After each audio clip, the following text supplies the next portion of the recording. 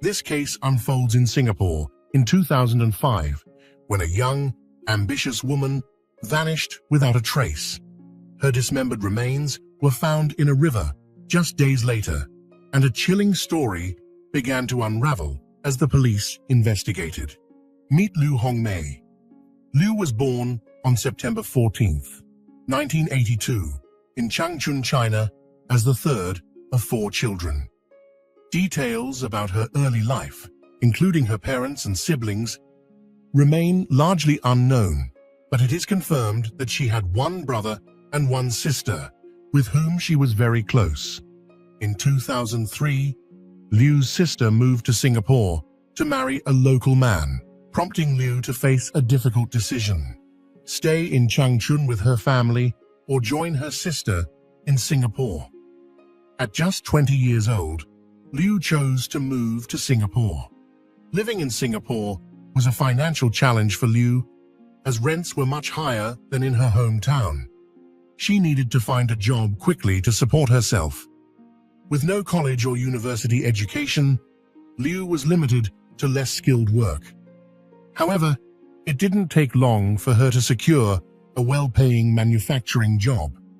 By all accounts, she thrived in Singapore.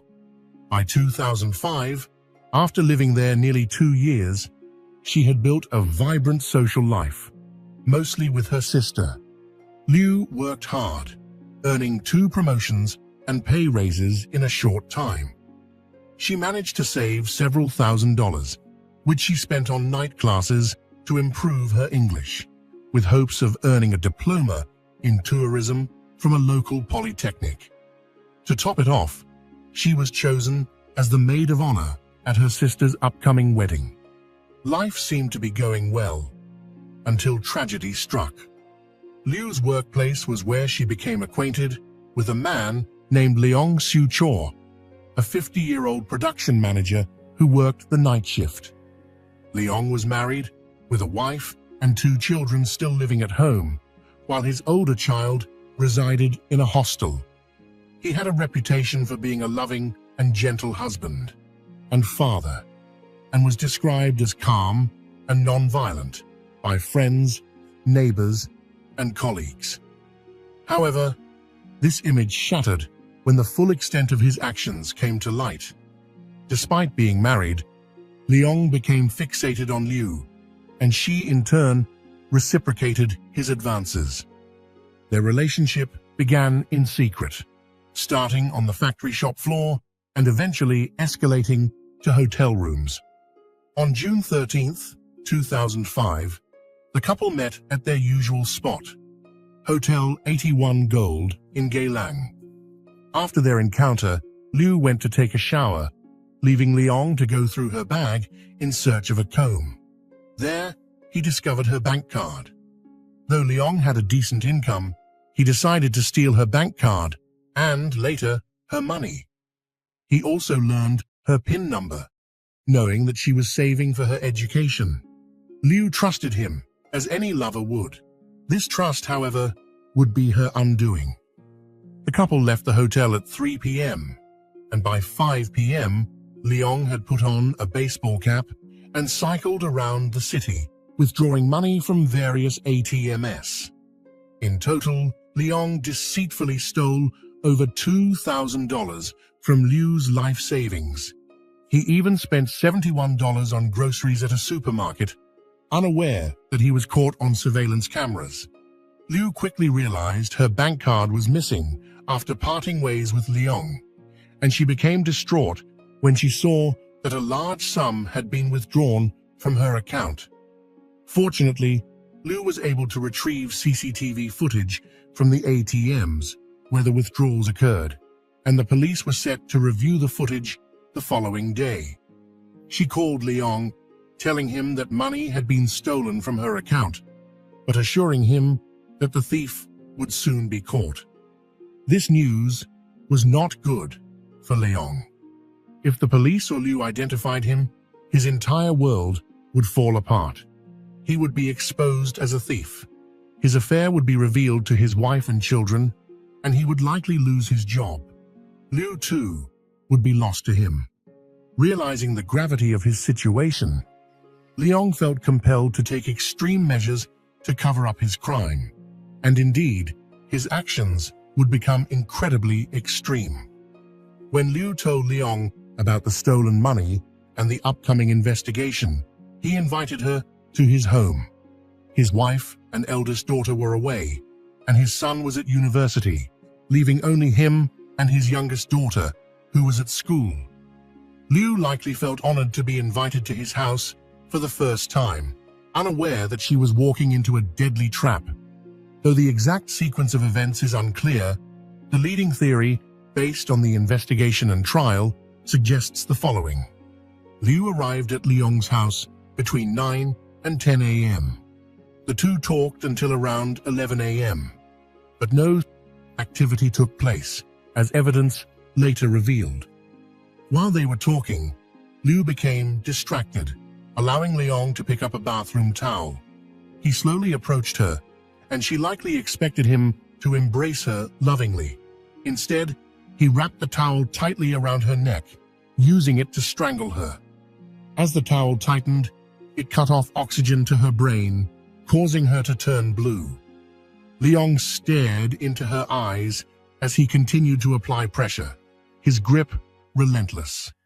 Eventually, Liu lost consciousness, but Leong's intention was never to merely knock her out. It was to kill her. He held the towel tighter and longer until he eventually released his grip. However, this was just the beginning of his horrifying plan. With little time to spare before his youngest daughter returned from school and he had to go to work at 7 p.m., Leong needed to dispose of Liu's body. He dragged her lifeless form into the bathroom near the kitchen and gathered the tools he would need: a butcher's cleaver and a rubber mallet. Leong carefully positioned the cleaver on the soft connective tissue around the joints of Liu's legs. Once it was in place, he used the rubber mallet to strike the back of the cleaver, making clean and precise cuts through her flesh. He continued with more cuts, dismembering her torso, legs, and feet, before turning to her head. Placing the cleaver at her neck, he severed her head. Afterward, Leong wrapped her dismembered body parts in newspaper, then placed them into green plastic bags, and finally into cardboard boxes. He loaded the boxes onto his son's bicycle and rode around Singapore, disposing of the remains in various parts of the Kang River. Once he returned home, he cleaned the utensils and bathroom thoroughly before heading off to work, acting as if nothing had happened. Meanwhile, Liu was expected to be at work that day and usually checked in with her sister regularly, but she did neither. This behavior was unusual for her, and her sister reported her missing within 24 hours. Leong also instructed a co-worker to report her missing, but the police did not immediately initiate a search. The situation took a turn on June 16, 2005, the day after the murder. A river cleaner pulling debris from the water came across a cardboard box. Initially planning to dispose of it without investigation, the cleaner noticed the box fell apart when lifted, revealing a human body part, the lower torso of a woman, severed at the pelvis and knee joints. The cleaner described the flesh as appearing fresh, without any noticeable smell or blood, and the bone looking white. He quickly contacted emergency services, sparking an investigation. Singapore, known for its low crime rate, was shocked by the discovery of such a gruesome crime. The police, only minutes into their investigation, found another box. Inside, a woman's dismembered torso was wrapped in plastic bags and newspaper. The arms and hands were still attached, a horrifying sight. The forensic examination confirmed that the body parts belonged to the same victim. The victim was identified as Liu through her fingerprints. Although her feet and head were still missing, it was confirmed that the murder was not sexually motivated, as no male DNA was found on Liu. On the same day, the police visited Liu's workplace, initially presenting themselves as investigating a missing persons case rather than a potential homicide. However, during their inquiry, they uncovered the affair between Liu and Leong, which immediately made him a prime suspect. As they questioned him, Leong exhibited signs of discomfort, which only increased their suspicions. He appeared to be shaking and trembling, and his responses to their questions were defensive and aggressive as he denied the affair. While speaking with him, the police noticed several cuts on his hands, which he claimed were the result of doing DIY work at home. Detective Roy Lim, who had been assigned to the case, felt that the initial conversation with Leong wasn't enough and decided to bring him in for a formal interview. Over the course of the next 10 hours, Leong was interrogated. During this time, the police informed him that they had found dismembered body parts of Liu in the river. Initially, he denied any involvement, but under intense pressure, he eventually gave a partial confession. Leong's version of events, however, did not fully align with the truth or the real motives behind his actions. He initially claimed that Liu's death was part of a lover's pact, where both had agreed to end their lives.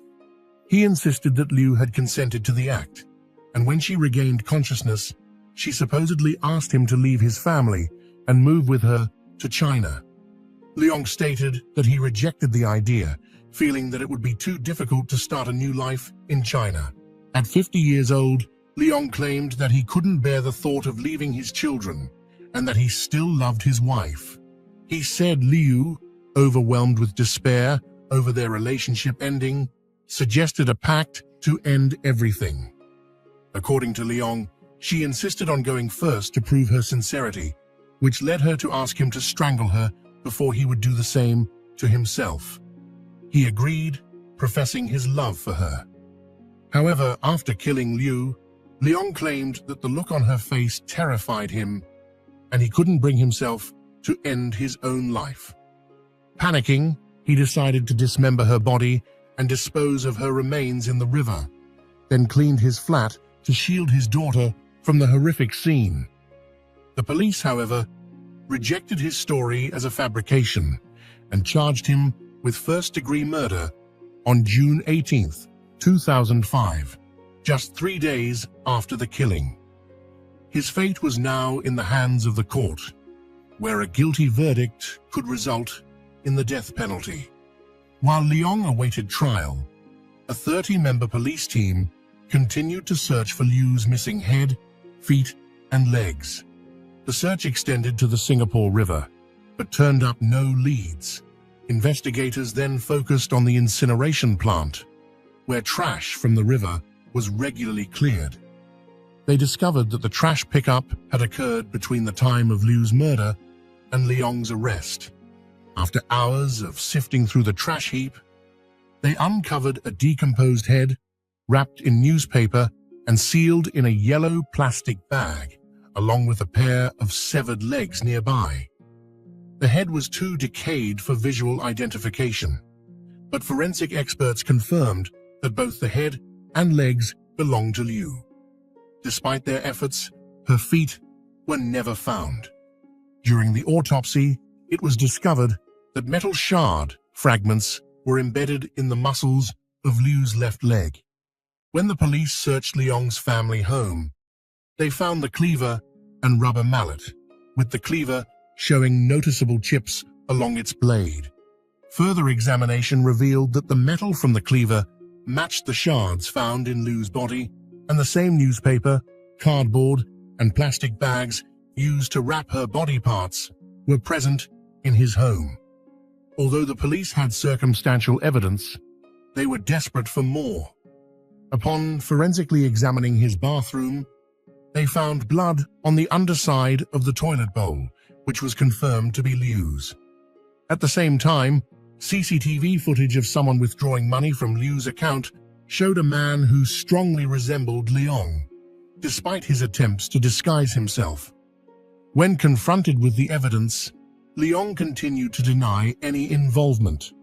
Leong then introduced an unexpected twist.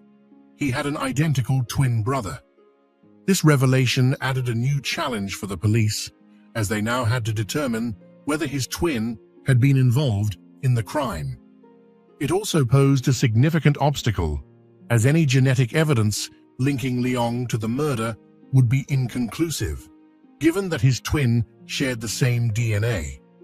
Fortunately, his brother had a solid alibi, which ruled him out as a suspect. Leong's attempt to shift suspicion onto his twin ultimately failed. When the police questioned him further about the stolen money, he claimed it had been a harmless prank between him and Liu and that he had already returned the money. However, there was no evidence to support his claim, and his story fell apart. Under further pressure, Leong withdrew his initial statement and gave a full confession. He admitted to killing Liu, not out of a pact, but out of fear that she would expose his theft and their affair. He said he felt the need to kill her in order to preserve his perfect life. The trial began in May 2006 at Singapore's High Court. Initially, the defense argued that his earlier confessions should be deemed inadmissible, claiming they were made under unethical coercion. Leong reverted to his initial story, claiming her death was part of a lover's pact. His defense team sought a conviction for culpable homicide, which carried a maximum sentence of 10 years in hopes of avoiding a murder or manslaughter charge. The defense argued that since there were no defensive injuries on Liu, it appeared she hadn't fought back. However, the judge asked Leong to demonstrate how he killed her with a towel, similar to what he had done to Liu. When Leong wrapped the towel around his lawyer's neck, a strange smile crossed his face, sending a chill through the courtroom. This unsettling moment played a significant role in the court's final decision. On May 19, 2006, after a 16-day trial, a verdict was reached. The court dismissed Leong's claims and found him guilty of murder, sentencing him to death. Leong attempted to appeal his conviction multiple times, all of which were unsuccessful. With no legal avenues remaining, his last hope was a plea for clemency to the President of Singapore. However, on November 28, 2007, the President rejected his request. A death warrant was issued, and his execution was scheduled for just 2 days later. Until this point, it was reported that Leong showed no remorse for his actions. On the morning of November 30, 2007, at the age of 52, Leong was hanged in prison. The murder had a profound impact on the nation, and Liu's funeral service was held with compassion. Her butchered remains were carefully reconstructed at no charge. Those involved in the funeral described it as the most heartbreaking case they had ever worked on. Her coffin was filled with her favorite toys, books, and clothing, and covered with 260 roses before being sent for cremation. The funeral, held on July 11, 2005, was attended by over 50 people. Though her family struggled to participate, finding the pain unbearable. Meanwhile, Leong's family was left to cope with the fallout. The man they had trusted as a husband and father was now a murderer behind bars, and they faced social ostracism. Strangers gathered outside their home, hurling accusations and disturbing their peace. The harassment spread, affecting neighbors as well. With no escape from the public backlash, Leong's family was forced to move, unable to sell their flat because of its connection to the crime. They eventually had to sell it back to the government for a fraction of its value. This case is remembered as one of the most gruesome in Singapore's history, known as the Kang River Body Parts Murder.